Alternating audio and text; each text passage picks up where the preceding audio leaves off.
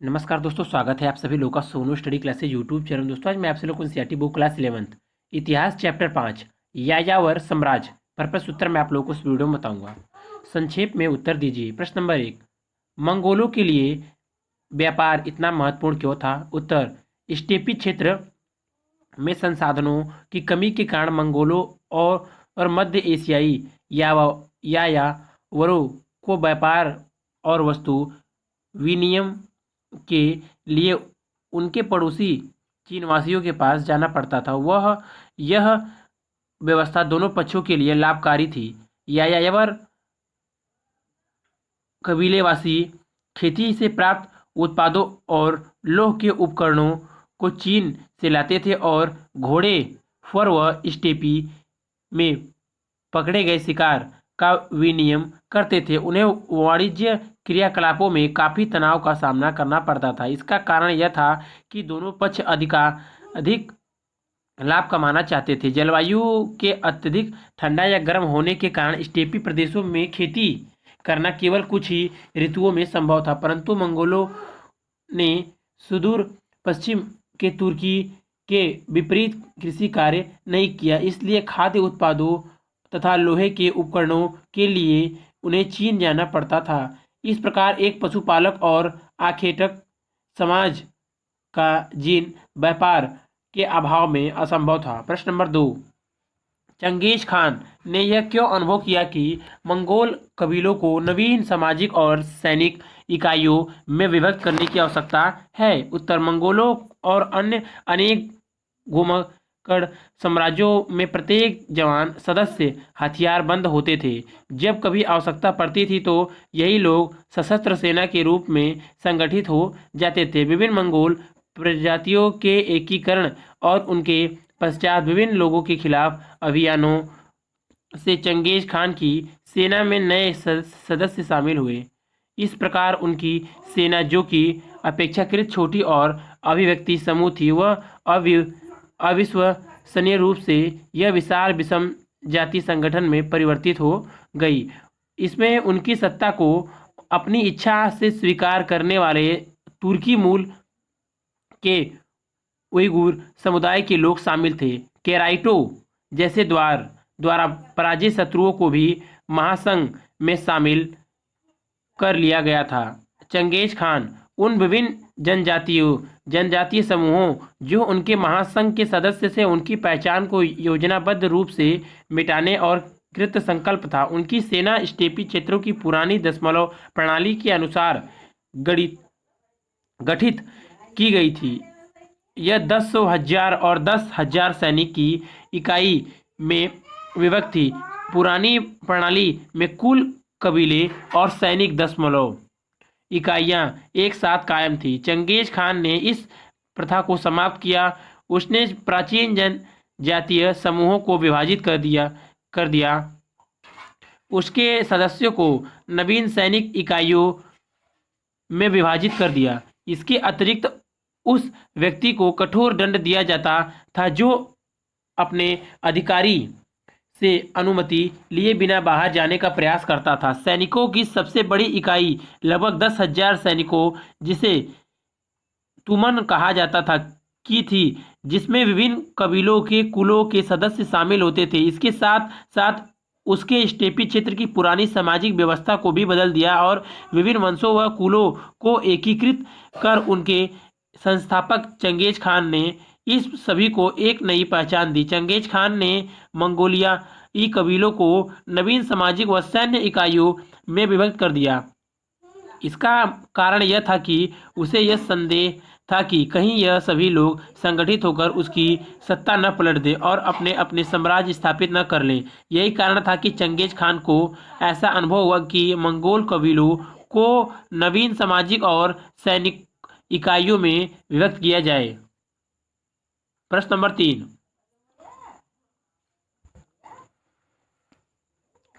यास के बारे में पर्वतीय मंगोलों का चिंतन किस प्रकार चंगेज खान की स्मृति के साथ जुड़े हुए उनके तनावपूर्ण संबंधों को उजागर करता है? उत्तर, चंगेज खान के पश्चात पर्वतीय मंगोलों ने यास को स्वीकार कर लिया, किंतु उसके मध्य चंगेज खान की स्मृति के साथ उनके मन में भारी तनाव था। परिणाम तब वह एक होकर न रह सके, उनमें परस्पर फूट पड़ गई।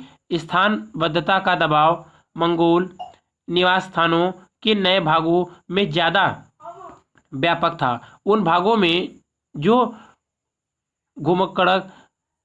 घुमक्कड़ मूल स्टेपी आवाज से दूर थे, वहां धीरे धीरे 13वीं सदी के मध्य तक भाइयों के मध्य पिता के द्वारा अर्जित धन को मिल बांट कर इस्तेमाल करने के स्थान पर व्यक्तिगत राजवंश बनाने की भावना उभरने लगी और हर एक अपने उसूल अधिकृत क्षेत्र का स्वामी बनकर एक नया राज्य की स्थापना करना चाहता था।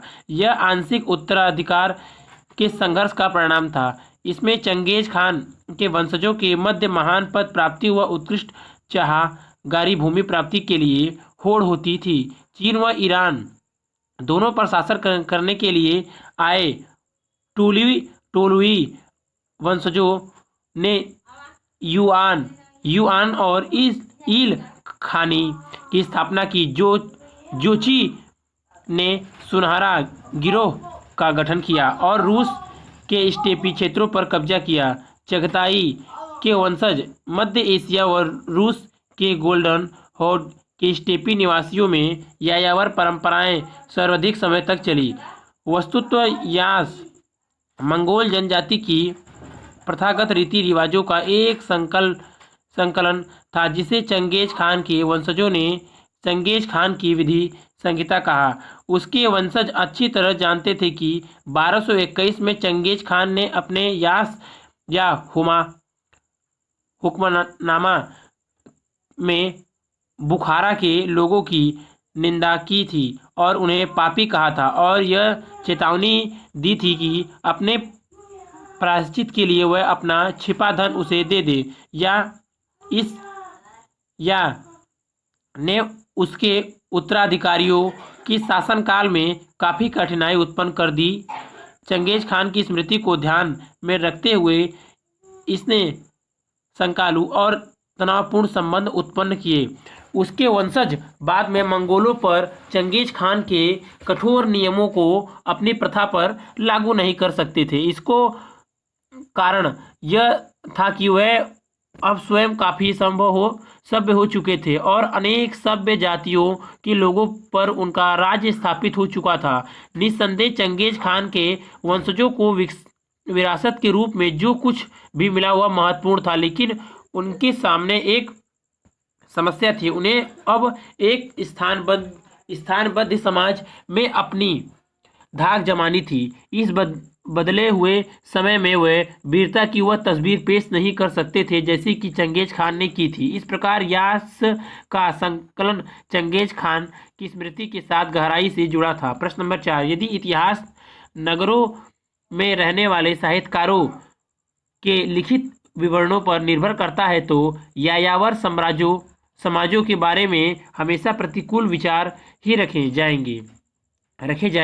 क्या आप इस कथन से सहमत हैं? क्या आप इसका कारण बताएंगे कि फारसी इतिवृत्तकारों ने मंगोल अभियानों में मारे गए लोगों की इतनी बढ़ा चढ़ाकर संख्या क्यों बताई है? उत्तर, इस तथ्य में कोई संदेह नहीं है कि इतिहास लिखित तथ्यों पर भरोसा करता है, वह साक्ष्यों की पृष्ठभूमि पर ही लिखा जाता है। यदि नगरों में रहने वाले साहित्यकारों के लिखित विवरणों से इतिहास रचा गया हो तो यायावर साम्राज्यों के प्रति हमेशा विपरीत विचार ही रखे जाएंगे। हाँ, मैं इस बात से सहमत हूँ कि कथन सही है। कारण यह है कि फारसी इतिहासकारों ने मंगोल अभियानों में मारे गए लोगों की संख्या बढ़ा चढ़ाकर बताई है ताकि लोग अपने शासकों के प्रति वफादार बने रहे और इससे मंगोल शासक को कमजोर समझकर अन्य मंगोल उसके देश में न घुस आए। इसके साथ ही इतिहासकारों को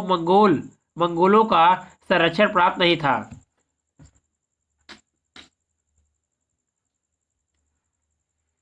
ईल खानी ईरान में 13वीं सदी के आखिरी दशक में फारसी इतिहासवृत्त में महान खानों द्वारा की गई रक्त रंजित हत्याओं का विस्तृत वर्णन किया गया है और मृतकों की संख्या बहुत अधिक बढ़ा चढ़ाकर व्यक्त की गई है। उदाहरण के लिए एक चश्मदीद गवाह ने इस विवरण के विरोध में लिखा है कि बुखारा की किले की रक्षा के लिए 400 सैनिक तैनात थे।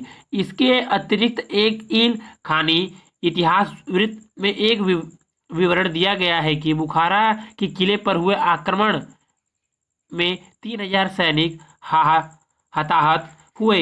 यद्यपि ईल खानी विवरणों में अभी भी चंगेज खान की प्रशंसा की जाती थी, तथापि उनमें साथ ही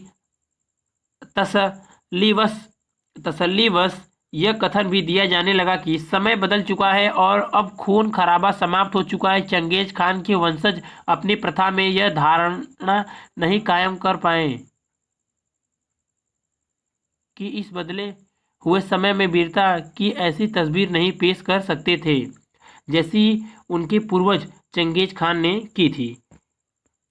संक्षेप में निबंध लिखिए। प्रश्न नंबर 5, मंगोल और बेदुइन समाज की यायावरी विशेषताओं को ध्यान में रखते हुए यह बताना है कि आपके विचार में किस तरह उनके ऐतिहासिक अनुभव एक दूसरे से भिन्न थे। उन भिन्नताओं से जुड़े कारणों को समझने के लिए आप क्या स्पष्टीकरण देंगे? उत्तर: मंगोल विविध जन समुदाय का निकाय था। जो लोग पूर्व में तातार, खितान और मंचू लोगों से और पश्चिम में तुर्की कबीलों से भाषागत समानता होने के परिणाम स्वरूप परस्पर जुड़े हुए थे।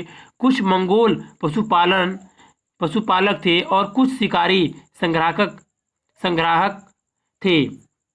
पशुपालक घोड़ों, भेड़ों और कुछ हद तक अन्य पशुओं जैसे ऊंट और बकरी को भी पालते थे। उनका यायावरीकरण मध्य एशिया की चारण भूमि स्टेपीज में हुआ, जो आज के आधुनिक मंगोलिया राज्य का भूभाग है। इस क्षेत्र का दृश्य आज जैसा ये अत्यंत मनोरम था और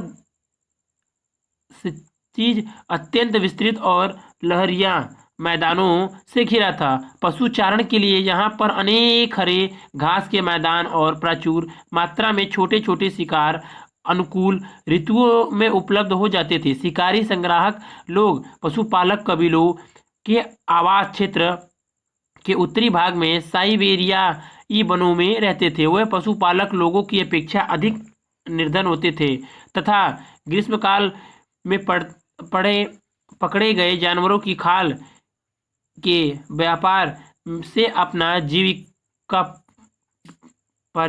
करते थे। मंगोलों ने अपने पश्चिम के तुर्कों के विपरीत कृषि कार्य को नहीं अपनाया। कारण यह था कि शिकारी संग्राहकों की अर्थव्यवस्था घनी आबादी वाले क्षेत्रों का भरण पोषण करने में समर्थ थी, इसलिए इन क्षेत्रों में कोई नगर विशेष रूप से नहीं उभरे। मंगोल तबुओं और जरों में रहते थे और अपने पशुओं के साथ शीतकालीन निवास स्थान से ग्रीष्मकालीन चारण भूमि की ओर चले जाते थे। निर्जातीय तथा भाषाई संबंधों के कारण मंगोल समाज आपस में संगठित था, पर उपलब्ध आर्थिक संसाधनों में कमी के परिणाम स्वरूप उनका समाज अनेक वृत्तपक्षीय वंशों में बटा हुआ था। समृद्ध परिवारों में सदस्यों की तादाद ज़्यादा होती थी और पशु व चारण भूमि व्यापक स्तर पर उनके पास रहती थी। इसके परिणाम स्वरूप उनका स्थानीय राजनीतिक पर नियंत्रण रहता था। शीत ऋतु के समय इकट्ठा की गई शिकार सामग्री और अन्य भंडार में रखी हुई सामग्री के समाप्त हो जाने पर या वर्षा के अभाव में उन्हें हरे भरे घास के मैदानों की खोज में लगातार भटकना पड़ता था। अतः उनमें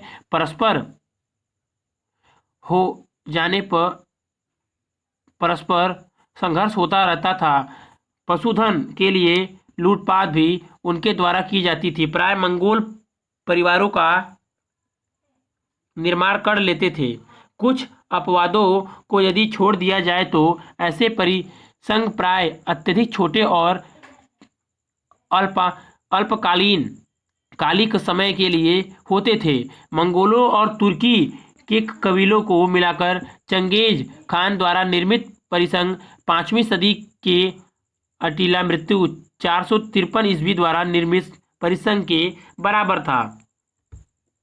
अटीला के बनाए गए परिसंघ के विपरीत चंगेज खान की राजनीतिक व्यवस्था बहुत स्थायी रही और अपने संस्थापक की मृत्यु के बाद भी बरकरार बरकरार बरकरार रही। यह व्यवस्था इतनी सुदृढ़ थी कि चीन, ईरान और पूर्वी यूरोपीय देशों की उन्नत शस्त्रों से लैस विशाल सेनाओं का सामना कर सकती थी। मंगोलों ने इस क्षेत्रों में नियंत्रण करने के साथ ही साथ जटिल कृषि अर्थव्यवस्था एवं नगरीय आवासों स्थानबद्ध समाजों का बड़ी कुशलता से प्रशासन किया। मंगोलों के रीति रिवाज व परंपराएं इन लोगों से बिल्कुल भिन्न थी। इसके अतिरिक्त यायावरी सामाजिक और राजनीतिक संगठन कृषि अर्थव्यवस्थाओं से अधिक भिन्न थे, परंतु ये दोनों समाज एक दूसरे की व्यवस्था से अनजान नहीं थे। दरअसल स्टेपी प्रदेशों में संसाधनों के अभाव की वजह से मंगोलों और मध्य एशियाई यायावरों को व्यापार और वस्तु विनिमय हेतु चीन के स्थायी निवासियों के यहाँ जाना पड़ता था। यह व्यवस्था दोनों समाजों के लिए लाभदायी थी। यावर कबीले कृषि कार्य से उत्पादित वस्तुओं और लोहे के उपकरणों को चीन से लाते थे और फर, घोड़े और स्टेपी में पकड़े गए शिकार का विनिमय करते रहते थे। यह सत्य है कि उन्हें वाणिज्य कार्यप्रणाली के अंतर्गत काफ़ी तनाव का सामना करना पड़ता था, क्योंकि दोनों समाज अधिकाधिक लाभ कमाना चाहते थे। इसके अतिरिक्त जब मंगोल कबीलों के साथ मिलकर व्यापार करते थे तो उन्हें चीनी पड़ोसियों की बेहतर शर्तें रखने के लिए बाध्य कर देते थे। कभी कभी ये लोग व्यापारिक रिश्तों को छोड़ कर केवल लूटपाट करने लगते थे। निसंदेह दूसरी तरफ चीन की महान दीवार उत्तरी चीन के किसानों पर यायावरों द्वारा लगातार आक्रमणों और उनके लूटपाट के कारण उत्पन्न अस्थिरता और भय का एक प्रभावशाली आंखों देखा प्रत्यक्ष सबूत है। इससे यायावरों की आतंक नीति का साफ पता चलता है।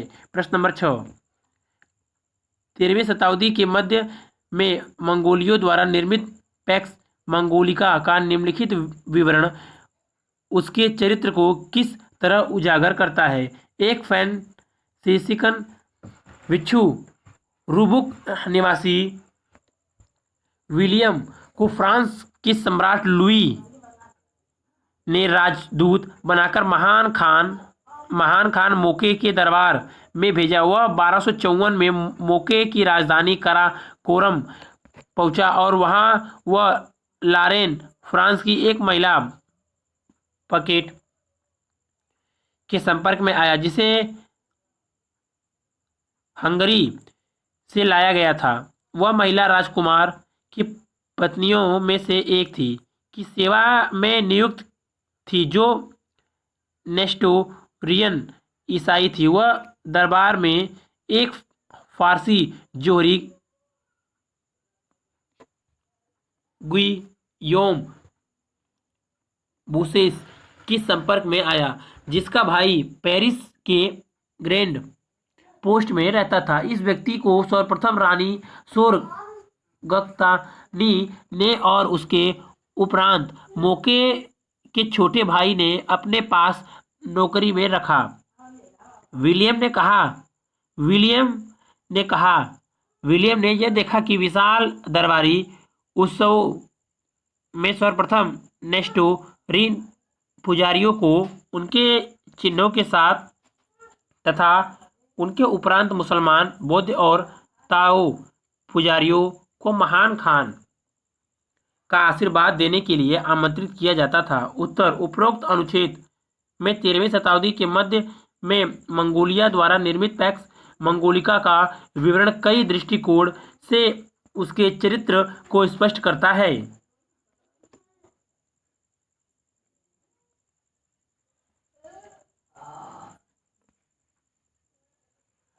फ्रांस के सम्राट लुई के द्वारा एक फ्रांसीसिकन भिक्षु रूबुक निवासी विलियम को मोके की राजधानी काराकोरम भेजे जाने से यह तथ्य स्पष्ट होता है कि चंगेज खान के पश्चात आने वाले शासकों ने अपने पड़ोसी देशों से अच्छे संबंध कायम किए थे। यह घटना मंगोलियाई शासकों की कूटनीतिक और सभ्य होने का प्रमाण या साक्ष्य मानी जा सकती है।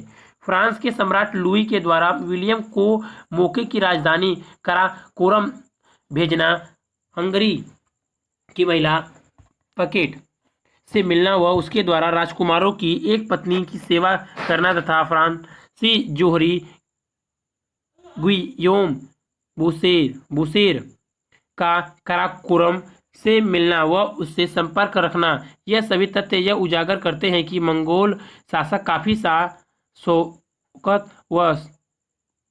शौकत व विलासितापूर्ण जीवन बिताते थे। सेवा करने के लिए उनके द्वारा नौकर व कारीगर विश्व के अनेक भागों से लाए गए थे। इन सेविकाओं और कारीगरों को उचित वेतन मिलता था, इसलिए वे मंगोल शासक में उनके दरबारों में रहते थे। निसंदेह तब वह मंगोल पहले की अपेक्षा काफी सभ्य व समृद्ध हो चुके थे। विशाल दरबारी उत्सवों में अनेक पुजारियों, मुसलमानों, बौद्धों व ताओ पुजारियों द्वारा महान खान मोके को आशीर्वाद देने के लिए आमंत्रित किया जाना यह स्पष्ट करता है कि मंगोल शासक धार्मिक सहिष्णु थे और सभी लोगों के द्वारा आशीर्वाद प्राप्ति के इच्छुक थे। मंगोल शासक बहुजातीय, बहुभाषीय व बहुधार्मिक था। मंगोल शासकों के दृष्टिकोण में सभी धर्म समान थे। उपरोक्त निष्कर्षों के आधार पर कहा जा सकता है कि मंगोल शासक कूटनीतिक चतुर, महत्वाकांक्षी, विलासितापूर्ण जीवन शैली के धनी व धार्मिक दृष्टिकोण के आस्तिकतावादी थे। वह धार्मिक कट्टरवाद से काफी दूर थे। उनका जीवन स्तर करीब करीब सभ्य था। अगर वीडियो अच्छी लगी तो वीडियो को लाइक करें, शेयर करें, कमेंट करें और नेक्स्ट वीडियो के लिए चैनल को सब्सक्राइब जरूर करें। Thank you for watching.